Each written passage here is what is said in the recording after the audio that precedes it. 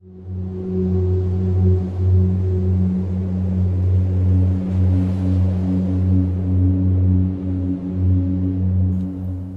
gostaria de continuar no mesmo texto passado, que está em Gênesis 18, do 13 ao 15. Disse o Senhor a Abraão: por que se riu Sara, dizendo: será verdade que darei ainda à luz, sendo velha? Acaso para o Senhor a coisa é demasiadamente difícil? Daqui 1 ano, neste mesmo tempo, voltarei a ti. Sara te terá um filho. Então Sara, receosa, o negou, dizendo: não ri. Ele, porém, disse: não é assim, é certo que riste.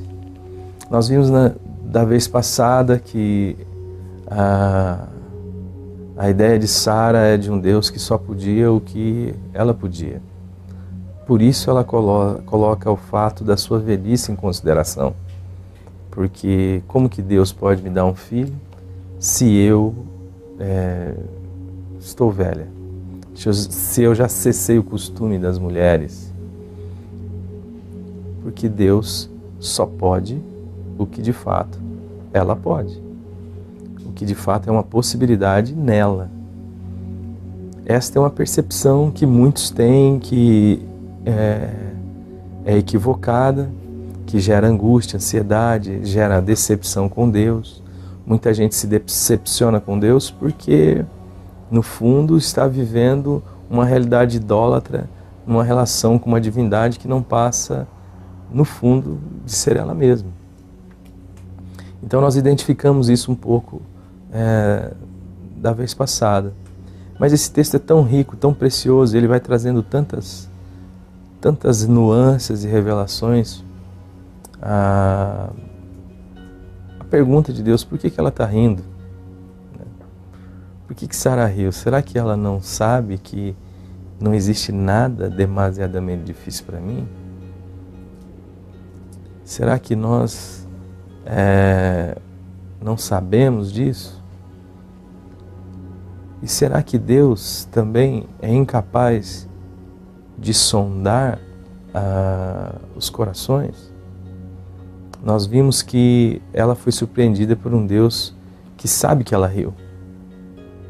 E isto trouxe receio. A primeira ideia que me faz rir de Deus é quando o Deus com o qual eu, de forma religiosa, me relaciono, de fato é um Deus que tem olhos, mas não vê, que tem ouvidos, mas não ouve, que tem mãos, mas não apalpa. Mas de repente eu tomo um susto, porque Deus viu que eu ri. E qual é o recurso diante de um Deus que sonda os corações? O recurso que ela usa é o recurso da mentira, é o recurso da negação, é o recurso que é produto do medo, como Adão também e Eva fizeram no Éden, se escondendo no meio das árvores e cozendo folhas de figueira para tapar a sua nudez.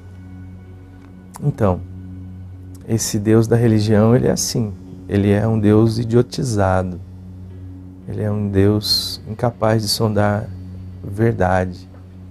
Mas o Deus e Pai de nosso Senhor Jesus Cristo, ele é o Deus que sonda os corações, que conhece o íntimo, é aquele que sonda o caminho dos homens, aquele caminho que o homem considera seguro, reto.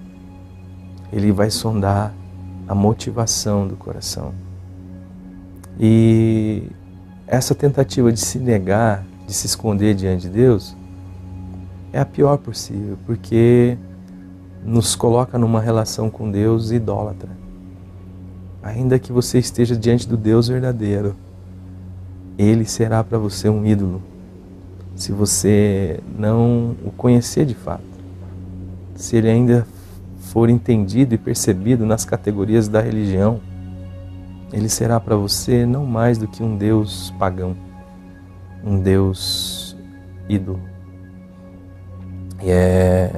E diante dessa relação com Deus que é ídolo, a única coisa que te sobra é viver uma vida de mentira, é negar as verdades acerca de você. Estamos aqui num estúdio e os meninos aqui e eu na hora da oração. Hoje eu estou... está tão real para mim, tão exposta a minha realidade de finitude, de carnalidade, de impossibilidade, que eu disse na minha oração que eu sou a pessoa mais inadequada para estar nesse momento falando da palavra. Mas como eu sei que Deus sabe todas as coisas, e que Deus pode todas as coisas, e que o Senhor nos chama a viver pela fé e não por vista, então a gente se entrega na mão de Deus para fazer o que Deus quer que a gente faça. O que eu queria dizer para você que está me assistindo nesse momento Deus é aquele que nos dá a alegria e a tristeza de ser quem somos, e sermos aceitos, e sermos recebidos, e viver uma vida de verdade diante da sua presença. Não permita que o Deus ídolo te furte do Deus que é capaz de olhar para você, mesmo depois que você fez uma piada dele, ou fez dele uma piada, e dizer assim: não, a minha promessa sobre a sua vida será cumprida, porque eu sou o Deus de verdade, o Deus de toda graça.